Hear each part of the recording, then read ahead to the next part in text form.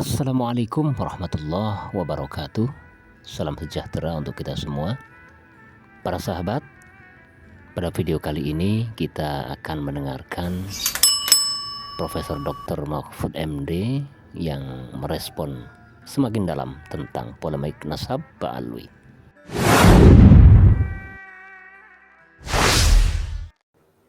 Apa sih sebetulnya yang melatar belakangi Profesor berkirim surat cinta via Raden Haji Omah Irama yang dibawa oleh Gus Miftah Barawi itu?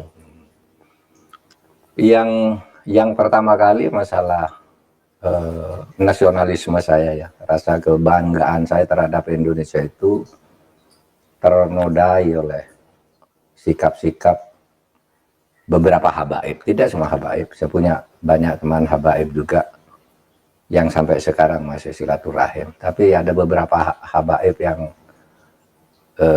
membuat hal-hal yang bagi saya menodai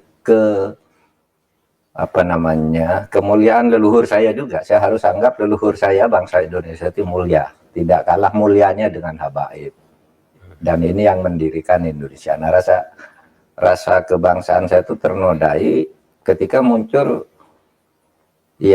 berita-berita yang terakhir ini.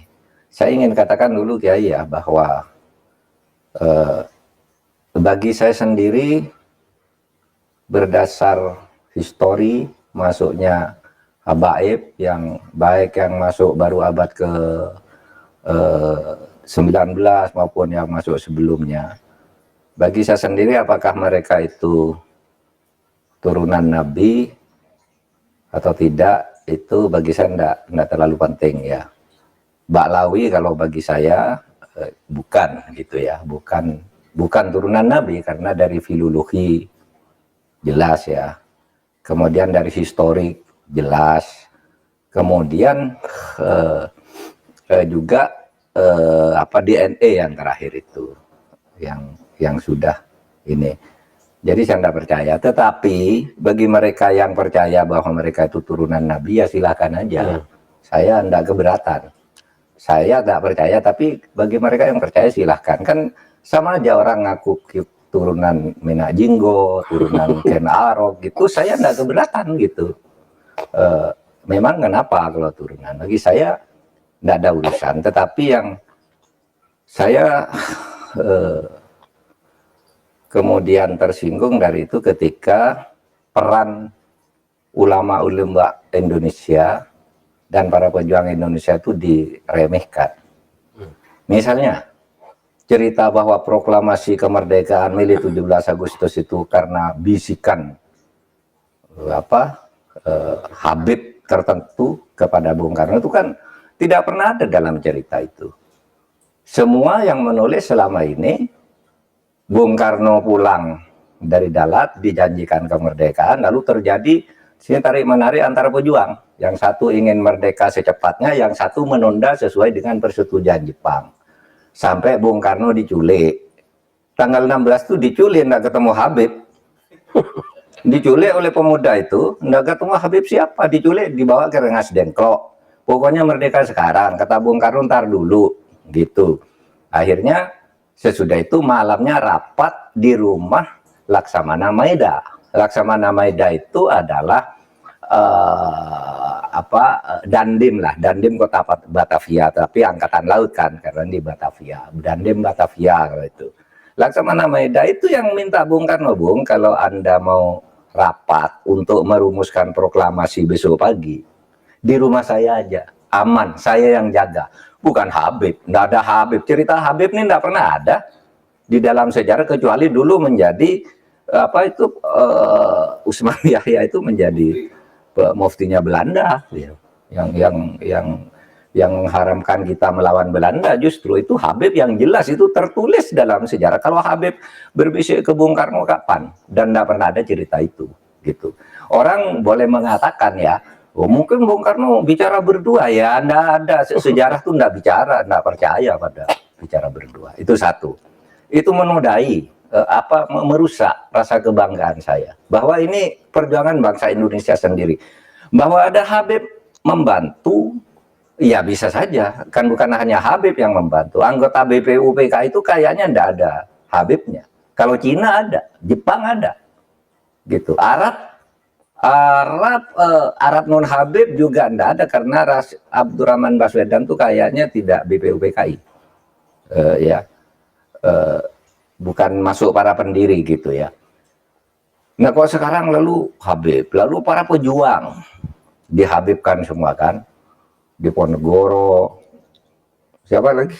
Imam Bonjol. Wah itu kebanggaan orang Jawa loh di Ponegoro itu.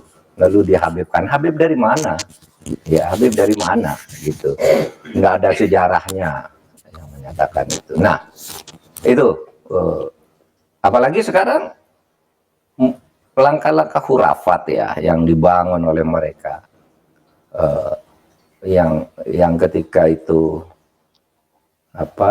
muncul gitu kita nganggap kan itu seperti dongeng bukan buat seperti wahyu. Masa malaikat katanya diusir, malaikat dikirimi surat, ini apa ini saya bilang. Jadi agama tuh menjadi dongeng akhirnya. Saya percaya pada mukjizat, pada karomah, tapi enggak kayak gitu juga gitu. Yang cerita-cerita Habib. Nah, ketika ini muncul kan Rumah Irama dituding-tuding oleh seorang Habib. Rumah Irama, kamu fitnah, tunjukkan siapa yang bilang gitu. Kan kemudian muncul semua nih, ngomong ini ngomong ini ngomong ini. Ada yang macam-macam bahwa satu kaki Habib itu lebih tinggi, lebih mulia dari 70 kepala kiai. Kan gitu, itu kan penghinaan betul. Kalau orang tidak terhina dengan ini, saya kira tidak, rasa kebangsaannya rendah. Karena itu dinyatakan, harusnya ditegur lah oleh kelompok habaibnya sendiri. Ada yang bilang juga Habib itu meskipun mabuk, berzina, itu jangan dimarahi. Karena kalau Habib itu pasti masuk surga. Aduh, dari mana? Nah kalau gitu, dan ini tidak ada yang menjawab bahwa ini tidak benar gitu. Nggak ada Habib yang menjawab gitu. Bahwa ini loh yang dikatakan. Nggak ada tuh yang menjawab. Hanya berkekeh aja bahwa Habib itu berperan di Indonesia, Habib itu wali, Habib macam-macam gitu. Nah oleh sebab itu, bagi saya ya silakan, Anda keturunan Ba'lawi gitu kan, ya silakan. Saya keturunan Mahmudin gitu, ya kan sama aja. Anda keturunan Minajinggo, enggak apa-apa, Minajinggo juga. Bagi saya sama aja Minajinggo atau Ba'lawi gitu, Kenaro gitu. Artinya mereka ini mempunyai kedudukan yang sama di depan hukum dan pemerintahan. Nah yang khurafat-khurafat itu menurut saya harus diakhiri sekarang, karena menimbulkan fitnah kan. Fitnahnya apa? Misalnya itu mendirikan kuburan-kuburan tuh karena si Habib itu yang mendirikan kuburan-kuburan itu sebelumnya pernah berfatwa bahwa Habib itu meskipun sudah mati mendatangkan uang, kan gitu kan. Itu kan fatwanya waktu itu agar orang menyembah. Lah kok ujung-ujungnya lalu membuat kuburan agar orang bersedekah di situ, kan tidak benar. Orang bersedekah agar ini dianggap Habib keramat. Ada di daerah Jawa Timur itu ada kuburan korban PKI tahun 65. Dulu disebut Sayyid Y gitu, kalau Jawa Timur kan Y gitu. Nggak ada yang peduli. Lalu tiba-tiba beberapa tahun terakhir ini itu dibangun tuh di sini, dibangun Habib ini, orang berbondong-bondong. Kenapa? Ini siapa? Nggak jelas kan? Nah, yang begitu itu membodohi bangsa Indonesia. Tapi saya ya hormat aja pada Habib-Habib seperti saya menghormati orang lain gitu. Karena kedudukannya bagi saya di depan hukum dan pemerintahan sama aja. Gitu. Oke. Ya, jelas ya. Jadi beliau punya dua kesimpulan. Yang pertama, semua manusia sama. Ya. Mau Bani Minajinggo, mau Bani Kenaro, Kendedes, apa yang lainnya lah, atau Bani Toshiba misalnya, sama saja. Yang kedua bahwa beliau tidak terima, kalau leluhurnya itu dihinakan. Menganggap bahwa leluhur bangsa Indonesia ini tidak berjuang Ya. Seakan-akan kuburan-kuburan para pejuang pahlawan tuh nggak ada nilainya. Justru orang yang selama ini dianggap sebagai pro kepada penjajah kok malah dipahlawankan. Mungkin itu Prof. Iya, iya. Jadi betul. Jadi yang membantu Indonesia itu berjuang sendiri. Satu-satunya bangsa yang mengusir penjajahnya adalah orang Indonesia dan bangsa Indonesia sendiri. Bahwa ada orang lain yang membantu bukan hanya Baba Alawi, Baba Alun juga. Baba Alun, iya kan? Iya. Baba Jack Ma. Belanda dulu yang mendirikan partai politik pertama di Indonesia itu dulu Belanda, namanya Eduard Weizsäcker. Multatuli. Iya, itu kan membantu Indonesia, gitu. Bukan hanya Habib. Jadi Jepang lebih banyak membantu daripada Habib. Malah kalau Jepang tuh memfasilitasi kemerdekaan itu sejak awal masuk. Minta agar lawan tuh Belanda karena kita bangsa Asia, bangsa yang sama dengan mereka. Kan itu Jepang. Sampai kita bangkit semua rakyat itu. Rasanya enggak ada tuh Habib-Habib waktu itu. Saya enggak tahu ya Habib siapa ya yang ikut-ikut begitu itu. Berjuang kemerdekaan Indonesia itu. Yang namanya terkenal ya. Kalau Pak Baswedan itu Arab Indonesia, tetapi dia menurut sumber itu bukan Habib. Baswedan tuh bukan Habib, bukan Baklawi, maksud saya. Itu yang yang saya ketahui. Tapi mari kita bersatulah sebagai bangsa, jangan membuat kasta-kasta di dalam keberagaman. Yang satu lebih mulia, yang satu berhak masuk surga, yang satu masuk neraka, itu enggak boleh begitu. Dalam keberagaman itu sama di depan Allah, takwanya aja.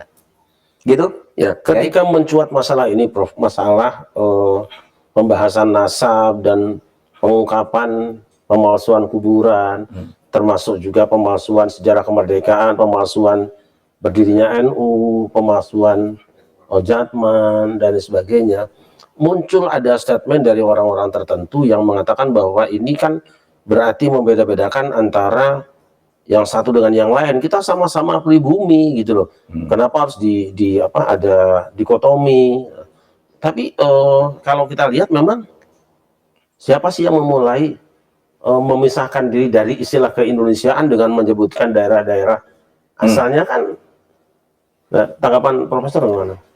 Enggak, kalau identitas kesukuan di Indonesia itu sudah lama, tetapi tidak pernah ada statement bahwa satu suku misalnya Jawa lebih mulia dari Melayu, Melayu lebih mulia dari Batak, enggak ada waktu itu. Ini kan baru-baru saja ini lalu dimasukkan dengan cara keagamaan bahwa Habib itu lebih mulia. Silahkan bagi yang percaya, karena yang tidak percaya itu punya dalil keagamaan yang kuat juga bahwa orang yang di depan Allah itu hanya takwanya, bahwa siapapun kalau bersalah ya dihukum, kan begitu.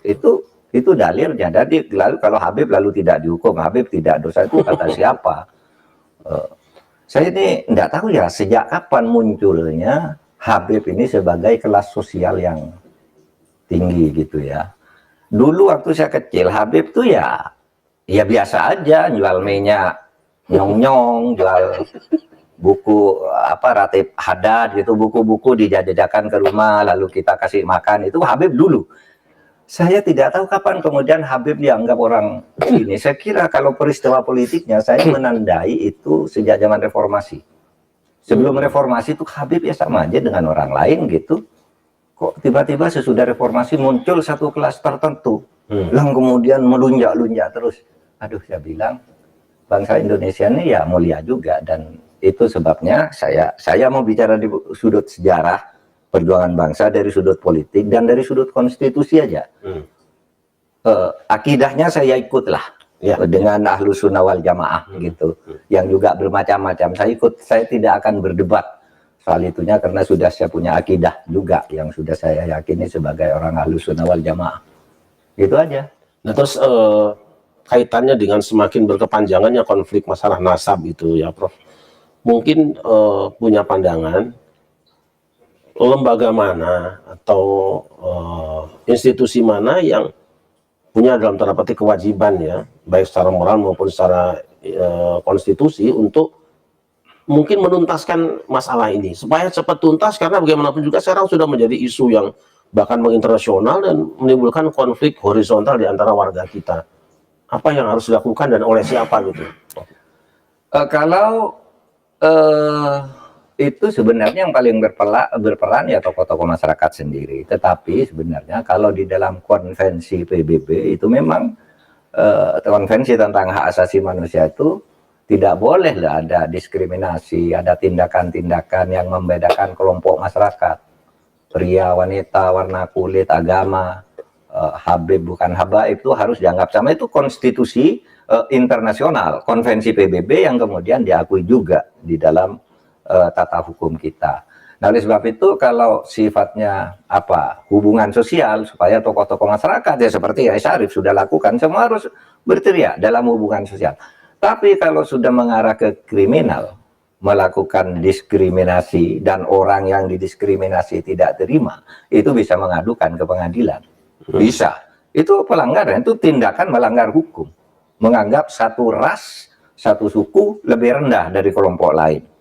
Nah, tapi jangan sampai ke situ lah ya, jangan sampai ke situ. Tapi hukum ya bisa saja, apalagi kemudian ada komersialisasi gitu ya. Pengumpulan uang dari kuburan-kuburan yang tidak pernah dipertanggungjawabkan sampai berpeti-peti konon ya, meskipun itu, tapi mungkin juga loh uang banyak itu, karena kalau orang Indonesia datang ke kuburan-kuburan yang dianggap keramat itu kan ada kadang-kala ada yang mungut, kadang-kala juga ada amplop di situ dimasukkan kotak gitu. Ya saya sering juga ke kuburan Wali Songo, ke kuburan apa kalau ada kotak gitu kan masukkan gitu. Tidak selalu bernilai recehan, itu bisa uang besar juga. Kalau orang kota-kota datang ke situ punya keyakinan menghormati leluhurnya gitu, atau dianggap karena tidak tahu menganggap bahwa ini waliullah dikasihkan uang ke situ, yang bertanggung jawabkan itu siapa? Gitu kan? Nah itu bisa juga pemungutan uang tanpa izin, dan itu tidak boleh. Itu bisa masuk kategori pungli ya, Prof? Ya bisa aja, tinggal anunya aja. Bukan pungutan lillahi ta'ala ya. Ya tapi kita tidak usah sampai ke sana lah. Kita sebagai bangsa bersatu aja.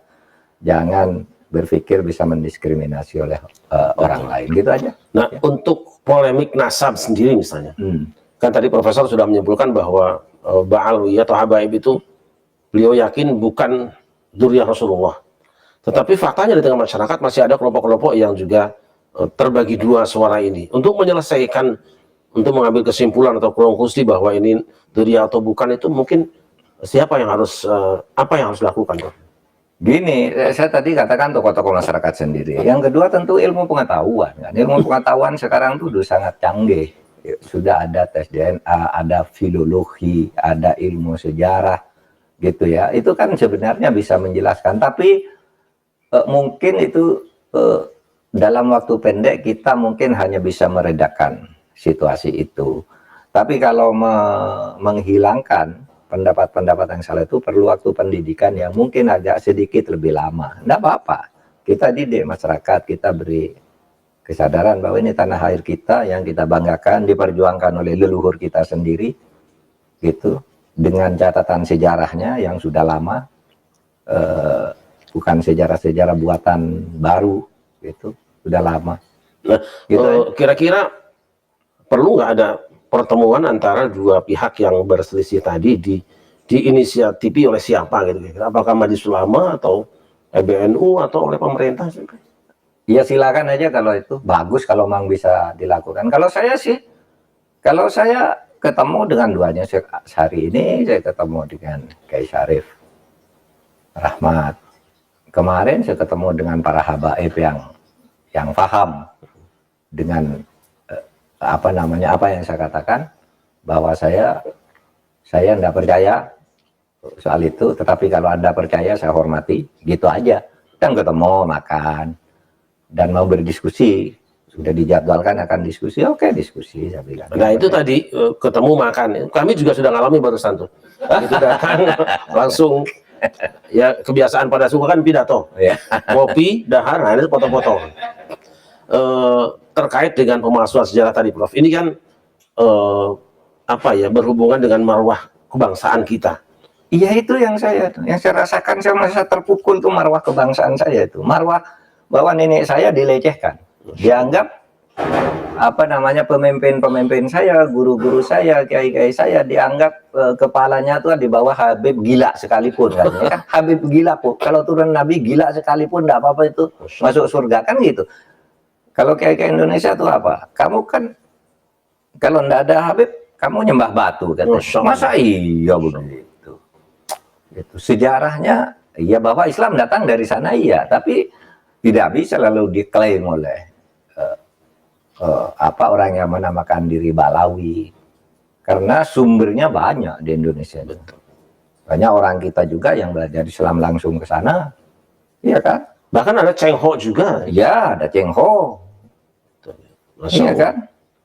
Saya sering mengingatkan teman-teman bahwa ada juga dari Trah Cina atau Tionghoa yang apa ikut berdakwah di Indonesia seperti Raden Fatah kan itu. Ya, Raden Fatah. Itu Cina, Cina. Itu fakta lah ya. Iya. Nah, tapi masalahnya kan gini, sekarang itu kaitan dengan tadi ya, pemalsuan sejarah, bahkan sudah ada di buku-buku toh. Bayangkan anak-anak sekolah sudah diajari buku-buku yang sejarahnya itu palsu. Kira-kira bisa nggak? Karena kan pelakunya itu sudah diketahui.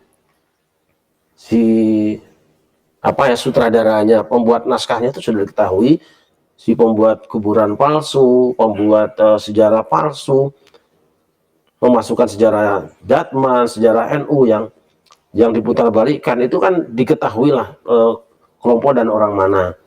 Bisakah itu hal ini dibawa ke ranah hukum? Ada dua.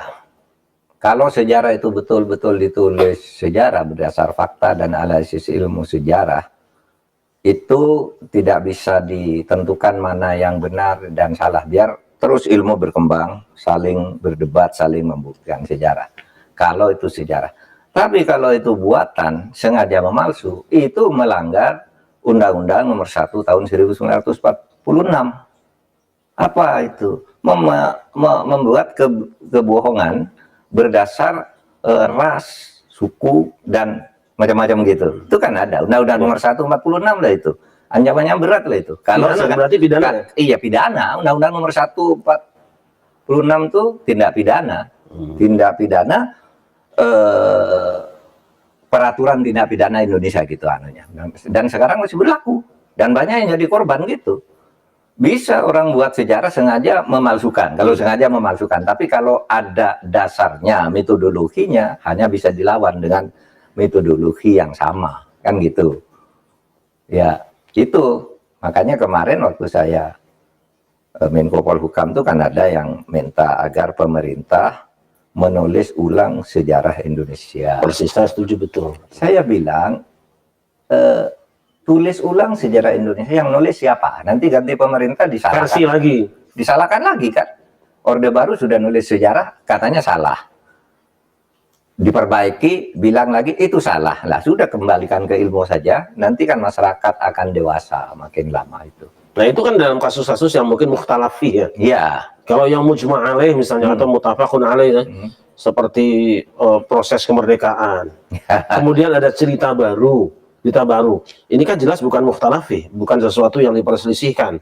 Atau katakanlah bahwa ini sudah pasti NU berdirinya seperti ini, Datman berdirinya seperti ini, saksinya, lalu ada orang yang membuat cerita tersendiri yang sama sekali tidak punya landasan historis. Nah itu kan berarti pelanggaran ya. Apakah ada jalan untuk itu pelanggaran keilmuan kan, ilmu sejarah namanya.